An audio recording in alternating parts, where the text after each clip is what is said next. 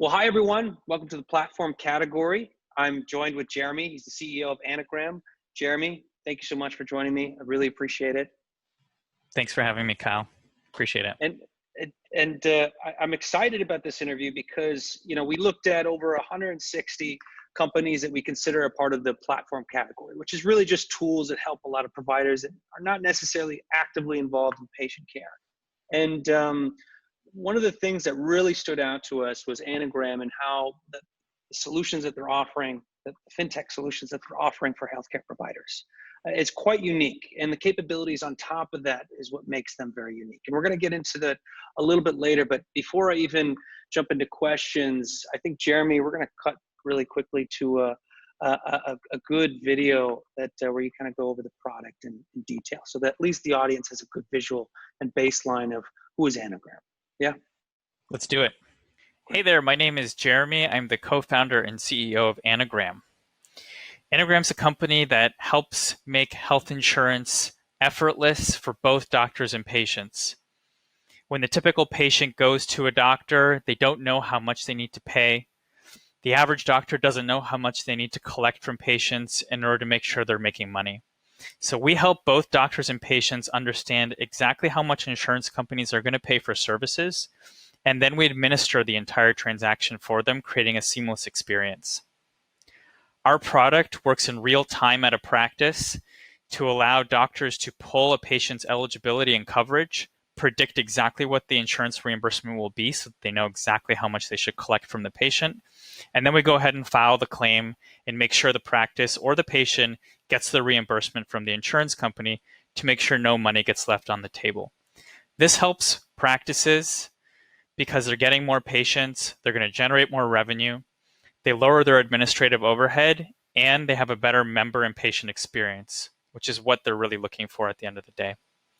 This helps patients leverage their benefits and make sure they're paying as little as possible for healthcare services so that they're seeking care when they should and not going to care because they can't afford it.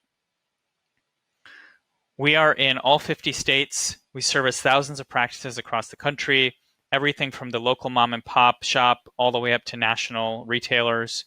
We've helped millions of patients file millions of claims, millions in dollars in reimbursements, and we're continuing to grow across the country. So nice meeting you. Look forward to talking to you. Thank you.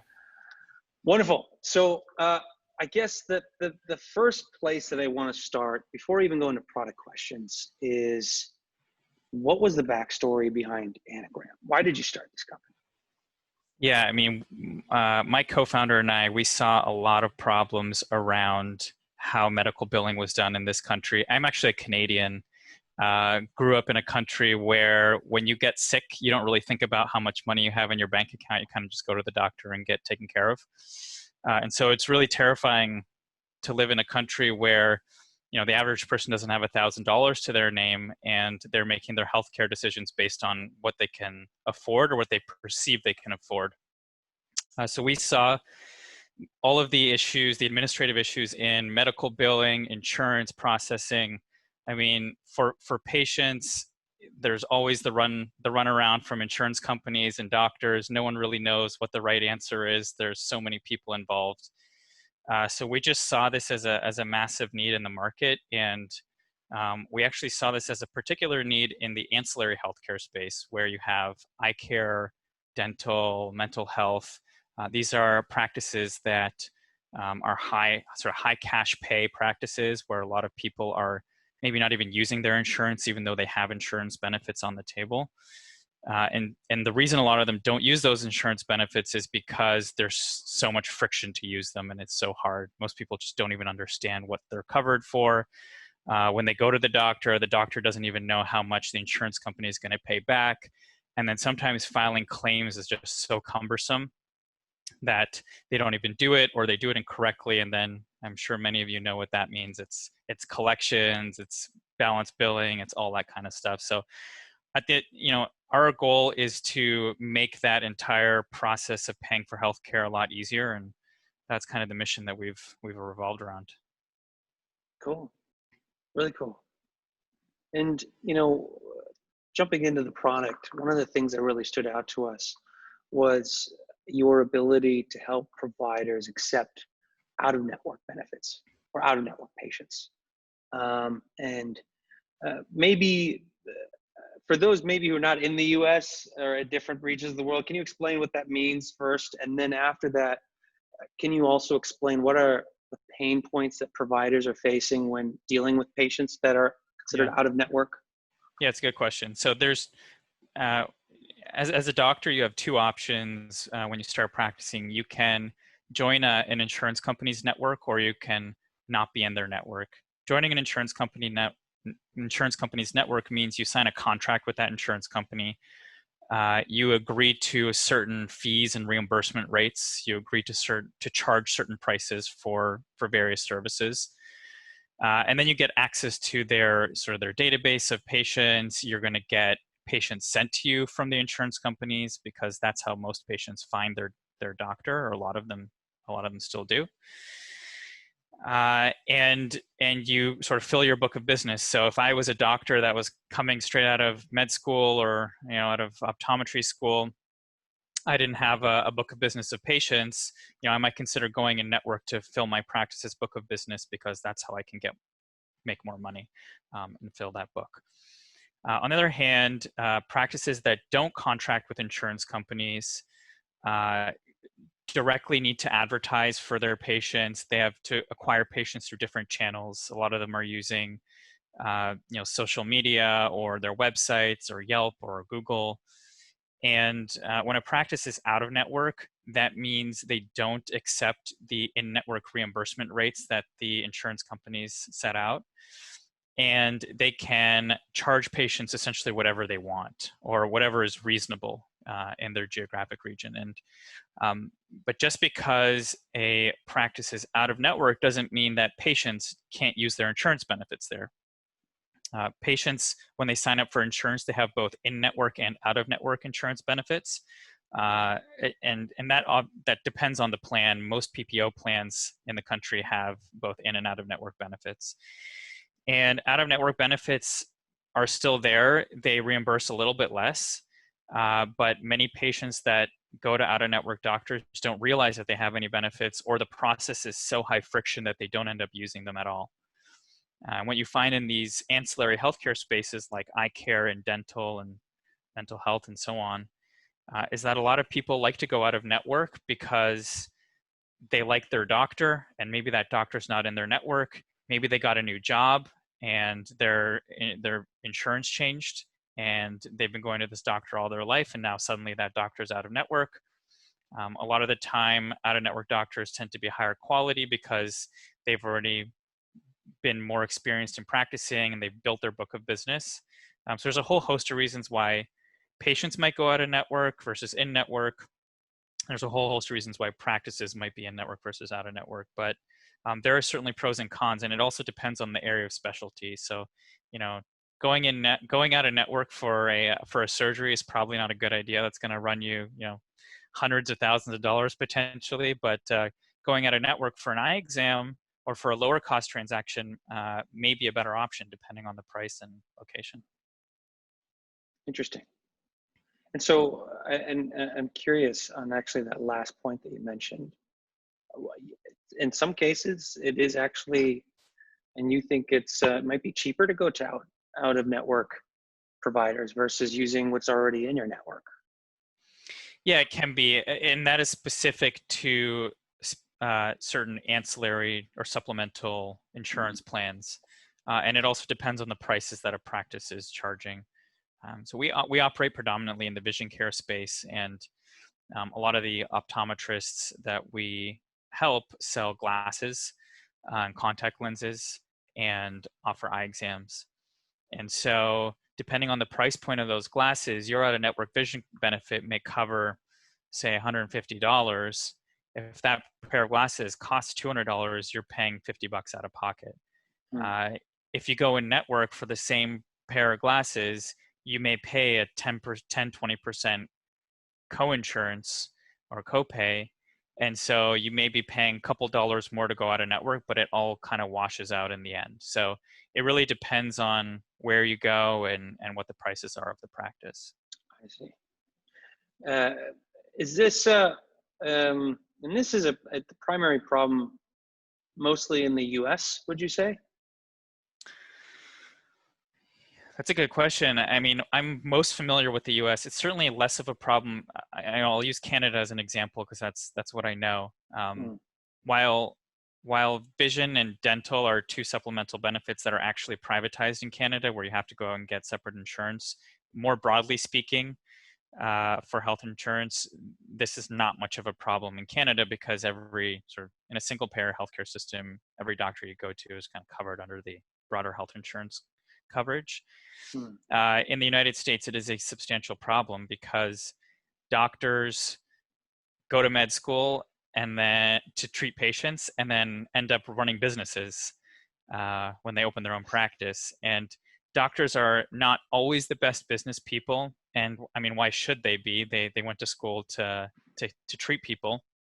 They didn't go to school and study corporate finance or accounting.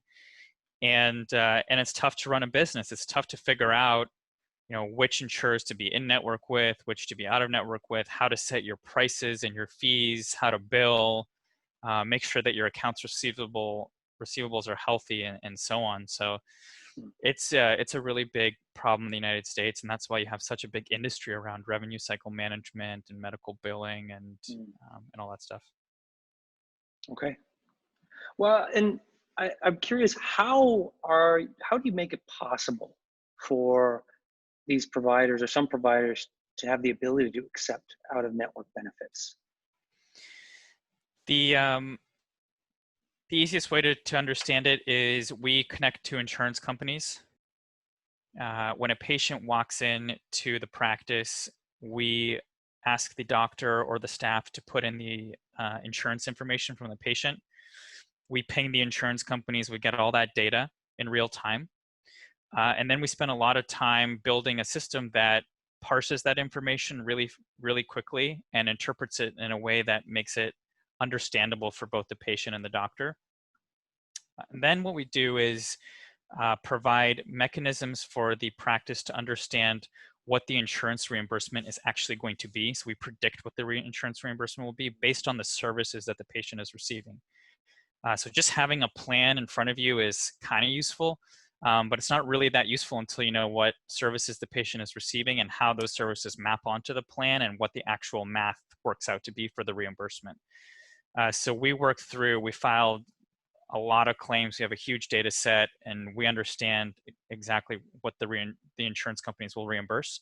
So we help the doctor and the patient, and I like to call it payment integrity, because like when you go buy a cup of coffee, you know exactly how much you're giving the coffee shop, and they know exactly how much they're collecting. When you go to the doctor, traditionally, you have no idea how much you need to pay them, and they have no idea how much they need to collect. So we create that payment Mm, integrity by helping the doctor tell you, we need to collect $50 today from you.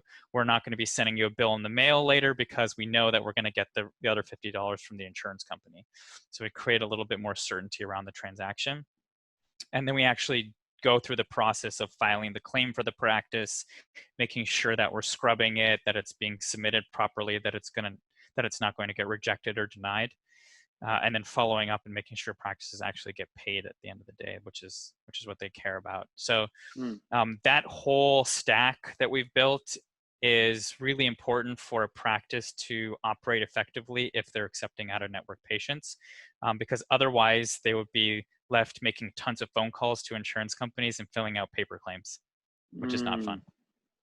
And that's the traditional process that a lot of out of network providers have to do. Yeah, you'll walk into any out-of-network practice and you'll find that the staff is constantly on the phone with insurance companies trying to verify benefits, Mm, filing claims by hand or through their clearinghouse. They'll hire medical billers to follow up on those claims. It's a whole administrative process. mm, And actually, something I tell people is when you think about fintech or even just merchant services or credit cards, you're paying as a merchant, you're paying on the order of single percentage points to process those transactions. When you actually do the math for a healthcare transaction, you're paying 20 to 50% on that transaction because you're dealing with all the administrative overhead when it comes to filing a claim, following up on it, calling the insurance company. And so that adds up really fast. And most practices don't actually do the math, and they're unable to really understand how much goes into to processing those transactions. I'm curious on the example that you gave, where someone goes into the doctor and they can automatically see what they're going to receive as a reimbursement for that service, and then they ask for the payment up front directly from the patient. When they submit the bill to a doctor, when they submit, the provider submits the bill to the payer. I apologize. Doesn't the insurance now send the full bill to the individual policyholder, and they say, well, you owe us this, and you also owe the hospital that, so pay us this bulk amount? And then would there be a double? Almost feels like a double payment. Or that's just what I'm thinking. Yeah, there are two ways that reimbursements can get done. One is sort of the pay-to-patient model, and one is assigning the benefits to the doctor. So I'll explain sort of both ways. One way, which is what doctors like the most, the patient pays them the full price up front. The claim is then submitted to the insurer for the full amount, and the patient receives the reimbursement back a couple weeks later for whatever is covered. Maybe it's half of it or whatever. That's one way that it gets done. The other way is if the benefits are assigned to the doctor themselves. And what the doctor will do is, if they know what the insurance reimbursement is going to be, they will take on the risk themselves. They'll tell the patient, well, you only pay the total price minus the insurance reimbursement today, and we'll collect the insurance reimbursement on your behalf, so that they can collect the full price at the end of the day. But that just takes a little bit longer on the provider side, and then they're assuming the risk. But we help them do both. So once you create some integrity around what the insurance reimbursement is actually going to be, once they know what's coming back to them, then they can comfortably or more comfortably assume that risk for the transaction. It's definitely it's an interesting position to be in, because you kind of get to see, and now I feel like some providers are being a little bit more transparent with their pricing models. But even from personal experience, going to a chiropractor would traditionally paid up front in cash for the service with no insurance, and now having new insurance that covers it with a copay, and then I get the bill and see how much the insurance actually covered, and it was triple the price. I still paid a quarter or a third of the original payment that I did directly to the provider. But it's crazy how the relationship that providers have with insurance and how that pricing model drastically changes. Why do you think that is? Yeah, there are some nuances to the way insurance and billing works that most people actually don't understand, but once you understand it, it makes a lot more sense. So the amount that the practice bills you is certainly not necessarily the amount that's going to be reimbursed, but it's also not the amount of money that's going to be applied to your deductible. So insurance companies have what's called an allowed amount for every service that's billed. And that allowed amount is what's actually reimbursed against. So your copay or coinsurance is being applied against that allowed amount. And that allowed amount is what's getting applied to your deductible. So if you're billed $1,000 for a service and the allowed amount is only 100, you're only getting 100 back, or the doctor's only getting 100 back, and you're only getting 100 applied to your deductible, and if you factor in copays and such. So what practices will often do is they will bill well above the allowed amount to ensure that the maximum amount is reimbursed. And in some instances where it's legal, they'll balance bill to the patient to get the money back, the rest of the money back. But yeah, I mean, most practices are kind of charging sometimes whatever they want. I mean, that's one of the problems in the healthcare system, is we don't really know, we don't have any transparency into what practices are charging. So, you may go to, Bob's, physical therapy shop down the street. They may be charging $1,000 for what, Jessica's physical therapy shop is charging $10,000 for, a couple of blocks away. Um, and that's something that I think we need to work on. I think there's a massive opportunity on the transparency side of understanding what practices are charging. There are they're called the usual and customary rates that Medicare sets out that practices sort of need to stay within, but it can be all over the map. That makes sense. So let me go back to the value of allowing out-of-network providers to use your tool. What is really the big value that they receive by working with your tool? Yeah, so one of the big things that at the end of the day, practice is a business, so they want to generate revenue. And to generate revenue, they need more butts in seats and sort of patients walking in. Every time a patient calls in and asks if the practice is in network and the front staff says no, they usually get hung up on and they don't get that sale or they don't get that patient. What we allow practices to do is to say to a patient calling in, no, we're not in network, but why don't we look up your out-of-network benefits? They often reimburse just as much, or they can cover a significant portion of the transaction, and we'll file your claim for you. So what that does is it actually brings in more patients into those practices and helps them generate more revenue. The other thing that we do is help practices that want to process out-of-network patients or aren't in network for whatever reason to lower their administrative costs. So, if you don't have Anagram, you're calling on the phone, you're filing paper claims, you're using a whole bunch of different portals and systems, and we just make that process a lot simpler so that the staff doesn't even need to interact with an insurance company. So we kind of take that and abstract that whole process away from them.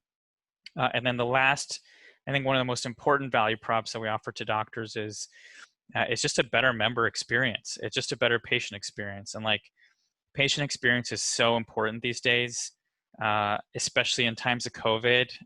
What we're talking to doctors about is every patient counts, because they got to figure out ways to make money and stay afloat. And if you can differentiate yourself as a practice, if you can make sure that patients feel good about your services, then you're going to maintain that lifetime value of that customer and just make more money and make people healthier and happier. Okay. I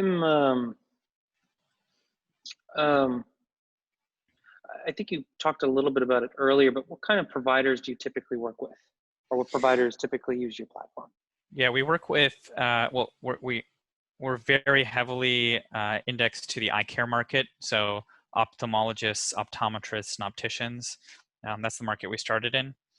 And it is everyone from the mom and pop single practice optometry shop or eyewear retailer all the way up to large national chains that we work with. So we have some larger enterprise customers that use our tool to help process their healthcare transactions, and we've got all the little SMBs. So we like to support both, and kind of just been working our way up the market.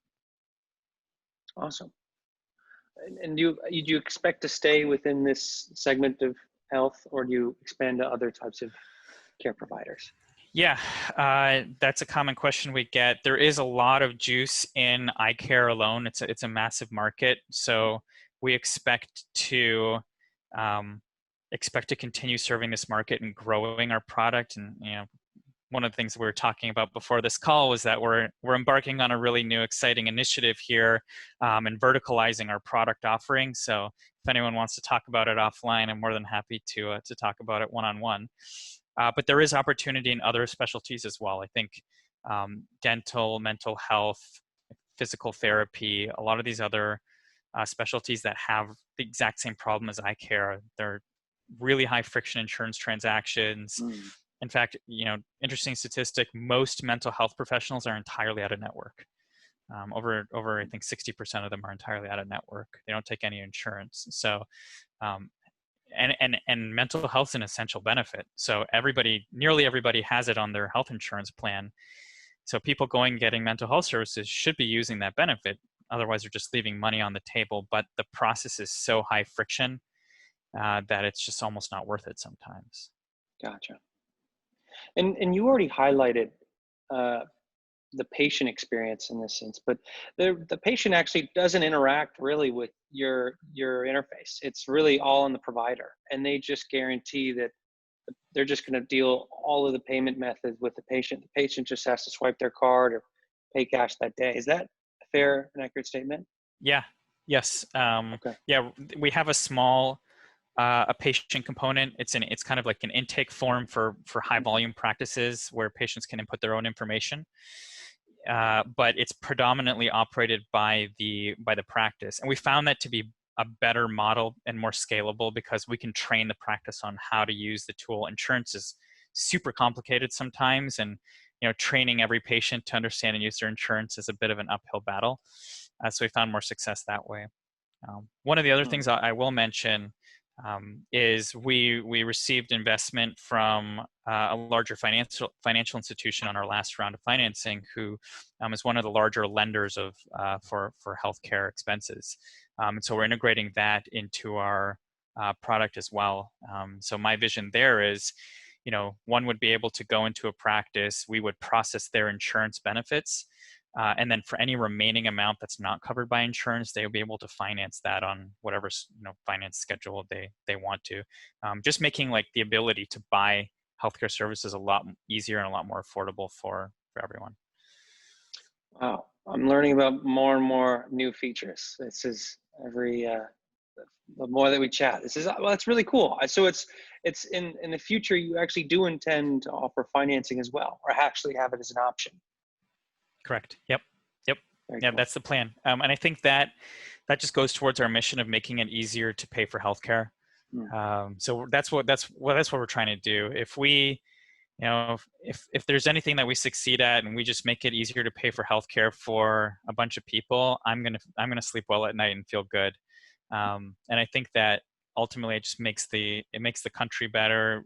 It gives doctors more options, and it gives patients the ability to use their benefits and pay less for healthcare and actually go acquire healthcare services. So yeah, insurance, lending, payments, all that stuff is, I think, really important to make easier. Yeah, I mean, that's fantastic. And specifically for the care providers that you're working with, what scenarios typically happen for these patients to go to out-of-network providers? Patients want choice. Americans want choice, and they want to be able to choose the doctor that serves them best or the retailer that serves them best. So we operate predominantly in the eye care market. A good example would be someone buying glasses. Maybe someone wants to go on Warby Parker and buy glasses. Maybe someone wants to go to their local retailer or their local optometrist that they've been seeing for a while, but they happen to be out of network. All of those happen to be out of network with most insurance plans. So if I'm a patient and I'm shopping for glasses, I may be looking for something that suits my style and my needs. Maybe I want it to look cool, and maybe the network that my plan provides is just not serving that need. And so that's why we see a lot of patients go out of network. Okay, makes sense. Yeah. I wear glasses, so I totally actually understand that use case. But earlier you mentioned about this idea about how you're been able to predict the cost of what is going to be that reimbursement cost, but what is going to be that reimbursement back to the provider. How do you collect this data? Where does this come from? And how did you end up building this model? Yeah, that data is not readily available. You couldn't call an insurance company and get them to give it to you, at least not for a reasonable sum of money. So we really built it from first principles. We went out there and started this company by just filing claims for people, just doing the administrative side and following that full feedback loop. Eventually, we got enough data that we could train a model in order to predict those reimbursements. So based on the services that were being put on the claims, based on the reimbursement outcomes, we have a very nice, for all the machine learning people out there, a very nice training set that we can use to create some fairly accurate predictive models. Mm. In the ancillary healthcare space, like vision, it's pretty simple. It's binary. You usually have the benefit or you don't. For health insurance, it's a little bit more complex because there are a lot more benefits, a lot more codes to bill against, and a lot more allowable amounts and prices. So that's been a little bit more complex, but it's still a solvable problem with enough data and time.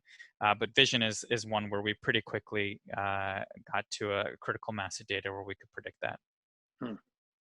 Okay. One of the other features that you talked about is that you have the capability of managing denied claims. Can you talk about what that actually means, and what is a denied claim, and how are you managing a denied claim? Yeah, there's actually there's a distinction between rejections and denials. So which most people don't know. So a rejected claim is one that was never actually processed. It was, potentially reviewed. Maybe it was, a claim that couldn't be read by the machine or by a human, or they couldn't find the member that was associated with that claim, so they just kind of threw it out and rejected it altogether. When rejections happen, we will either get notice from one of our customers reaching out to ask about the claim or the patient, and we will either resubmit or double check with the insurance company to make sure that the information on the claim is going to get accepted.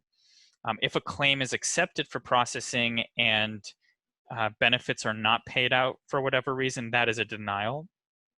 That could be from a multitude of reasons. Maybe the member was found on the claim, but the codes used were completely out of whack. Maybe the member didn't even have any benefits associated with those codes. Something went wrong on that claim. So we will get those rejections in partnership with our customers. We'll look at those explanations of benefits, and then we'll help them resubmit the claims. We have an awesome support team that works through intercom chat, which is, believe it or not, super modern for doctors. It's like light years ahead of what's out there right now, and we respond within a couple minutes, and we're reaching out whether we need to call insurance companies or we need to do whatever we need to do to resolve those claims issues and get them fixed.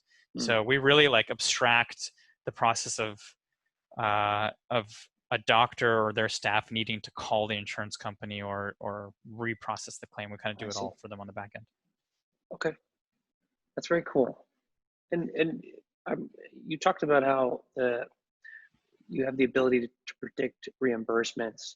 How accurate is that? And what happens when you predict and providers receive less than what they expected, or a lot less than they expected? Yeah, that's a very good question. One interesting thing is when you actually go to the insurance company's portals or websites and you look up your plan, if you go to the fine print, they'll let you know that they don't guarantee any of those benefits. And when you, the only thing that you can go against is whatever's been adjudicated on that claim when they adjudicate it. So oftentimes the insurance companies don't even know how much money they're going to pay out, and so it's a really hard game to play. We do the best we can to predict. By now we're very accurate. Again, vision benefits are a lot simpler than medical benefits because it's a little more binary. You either have an exam benefit or you don't, and it's usually within a pretty tight range of reimbursement rates. And so what we do is when we talk to practices, we let them know that our prediction is at the end, it's an estimate at the end of the day. It's our best guess. They should expect up to the amount that we're quoting them. Sometimes it can come out less, but sometimes it can come out more. And from our data, it all kind of washes out to average out to what we predict at the end.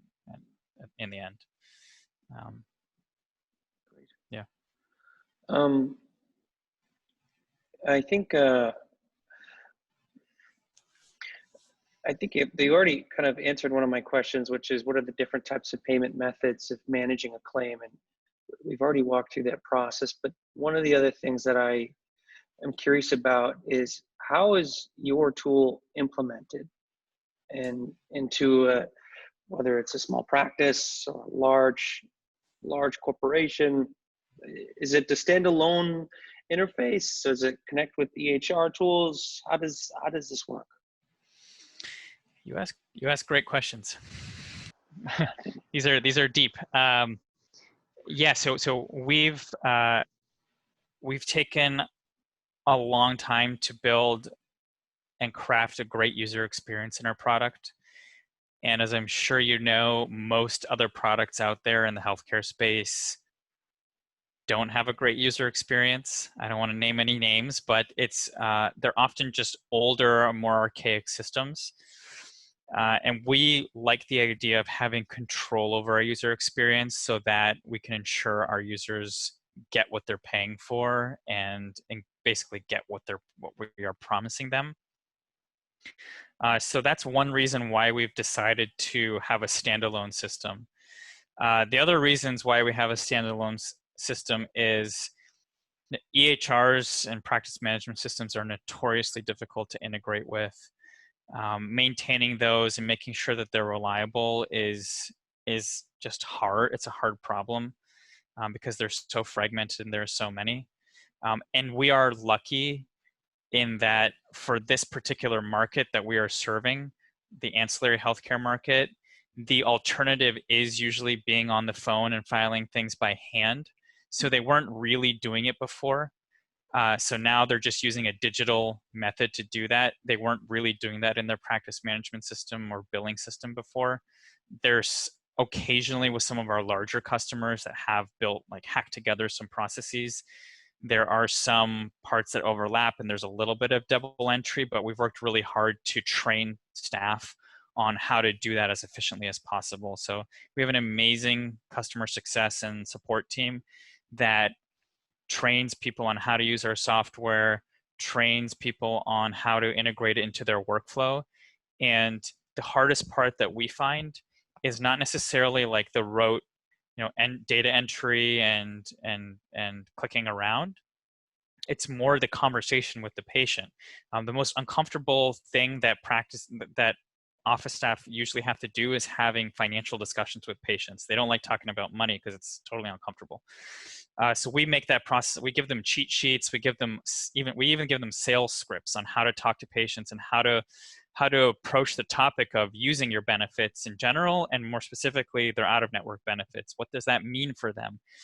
So a lot of it is coaching these practices on feeling more comfortable with talking about finances and benefits in general, and in our case, out-of-network benefits. Interesting. And for your case, given that and specific focus on the care providers that you're working with, traditionally it feels like most healthcare software companies have a very long sales cycle. It's really hard to get providers to listen to you and use your tools and solutions and being able to adopt it. And do you feel the same way? Do you have that issue? And how have you managed this? Yeah, we took the approach of starting in the SMB market, which has a really fast sales cycle.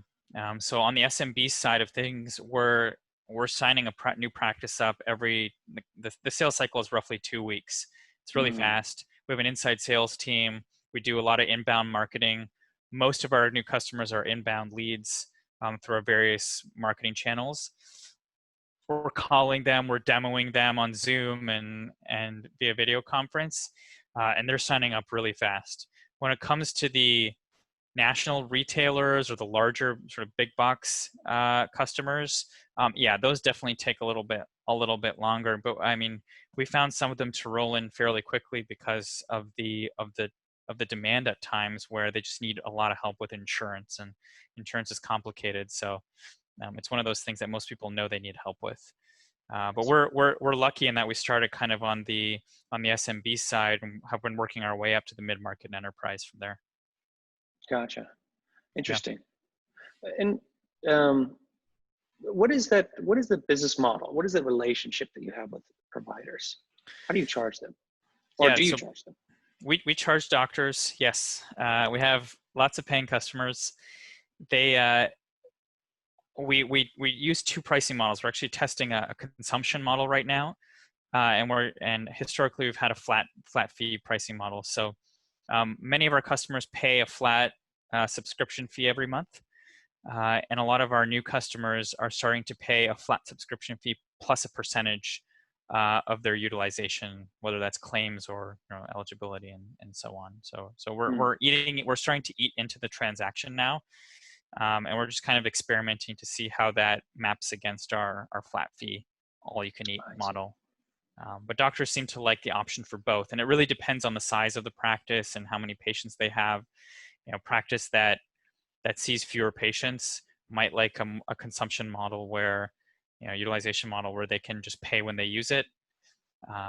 And really high volume practices. I mean, we have practices that file millions of dollars in claims through us every month. If they were on a utilization based model, they'd be forking out a decent amount of cash for us every month. So they like a sort of a capped flat all you can eat model. So we work with both. Interesting. And you talked early when I asked this question about how we might transition to different outside of ophthalmology, and but I'm just to kind of give the audience this perspective on scale. I mean, how do you vision this specific problem in the market that you're offering right now, and how big is that? There are over 800,000 independent ancillary healthcare practices around the country. That's all the eye care, dental, mental health, physical therapy, dermatology, etc. There are a lot of practices, and they're all experiencing problems when it comes to servicing insurance. There is no shortage of market size when it comes to healthcare. It's a massive market.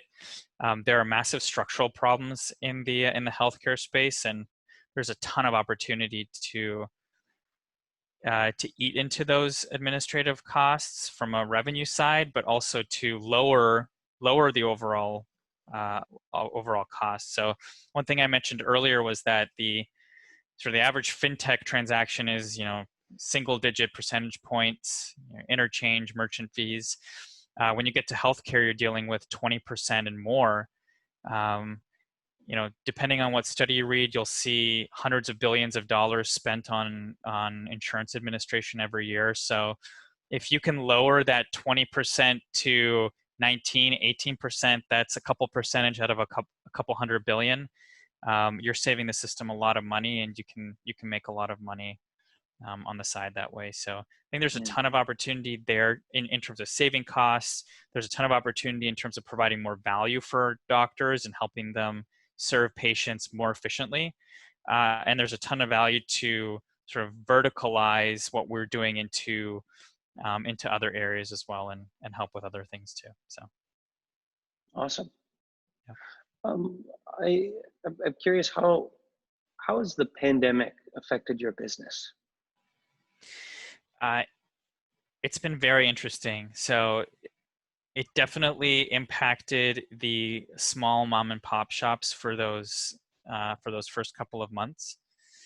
And what we tried to do is extend an olive branch to the market. So we offered subscription relief to a lot of our customers that had to shut their doors. We offered free medical billing services to make sure that everyone's revenue was or accounts receivables were in order.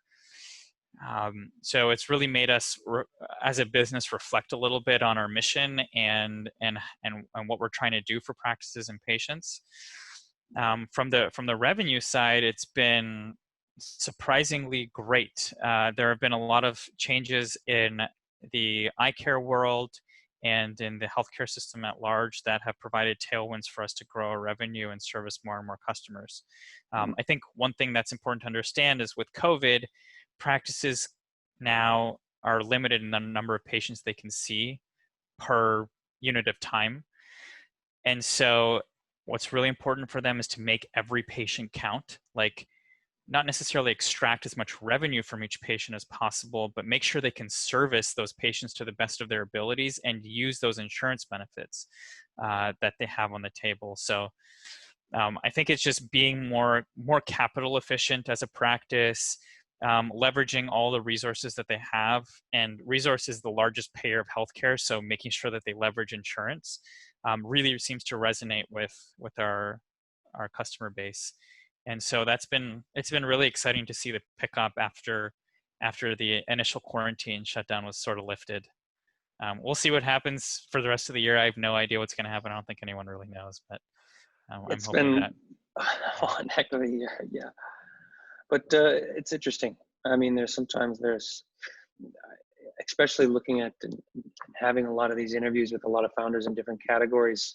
For some, there's a silver lining. For some, it's devastating, and it's such an interesting um, effect on the healthcare ecosystem as a whole, for sure. Definitely, yeah. I think there's hopefully always a silver lining that can be found in these situations. Yeah, but we were certainly lucky that we raised our last round of financing right before the pandemic hit in December, closed it, and have been trying to be super capital efficient. I mean, we were one of the companies that had to conduct a small layoff too. That was not pleasant. I never want to have to do that again. But we're trying to do our best to make sure that we can stay in business, that we can keep our cash in the bank and for as long as possible, but still continue to grow effectively. So we've been a little bit more capital efficient than we ever have been before, and just trying to be a lot more focused in our projects and initiatives. So one of the other things that we did is we cut a lot of initiatives that we were working on and just got a little bit more focused too. Interesting. Yeah. Well, this is one of my last questions that I wanted to ask you, just to kind of close things up here. What do you think is the future of payments and healthcare? And what do you see that most people don't? Great question. I think that the future of paying for healthcare it should be as simple as buying a cup of coffee.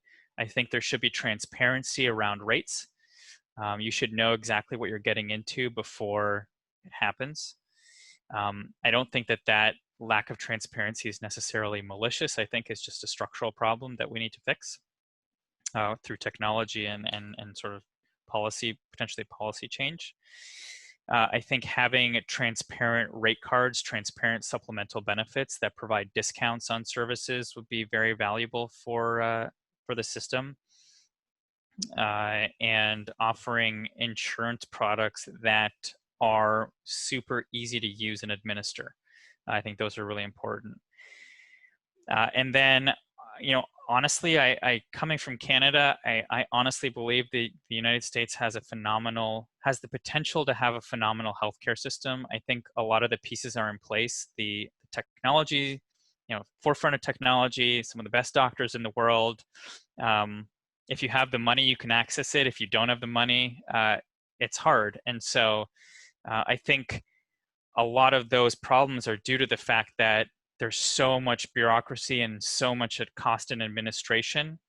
Systems don't talk to each other. People spend so much money and time creating all these convoluted businesses and paradigms and ways to process stuff, that if we can just sort of cut things out and make it a lot simpler, systems can talk to one another. If a system like Anagram can streamline the process of paying for healthcare, I think it'll be way better and could be the best healthcare system in the world one day. I look forward to that. Yeah, I hope so. Well, with that, I think that was really all the questions I wanted to ask. And Jeremy, before I even have any closing remarks, is there anything that you wanted to end on or share with the audience at all? Yeah, I'd love to talk one-on-one with people if they're interested in our business. We are sort of going out here for a round of financing. We're spinning up a really big initiative right now that I'm happy to talk about with people that I think is really exciting. And we're hiring and we're growing. And if you ever see us in your eye doctor's shop, and we help you out, give us a shout. But no, that's about it. Thanks for the support, Kyle. Thanks, Jeremy. And you're serious. I mean, you're working on some really cool stuff you can't share yet, but I highly recommend reaching out directly. And so with that, Jeremy, thank you so much. Again, Anagram, like we said, we think it's one of the top companies within the entire platform category. And when you look at payments, it's complicated and it's really challenging. And there's a lot of the pieces of the puzzle that's hard to work through. And I think this is why Anagram, we thought, was one of the top companies within this category. And I'm happy that you got to share the reasons why today. And so this was really great. So thank you, Jeremy, Cool. for doing this. Yeah. Thank you, Kyle. Appreciate it.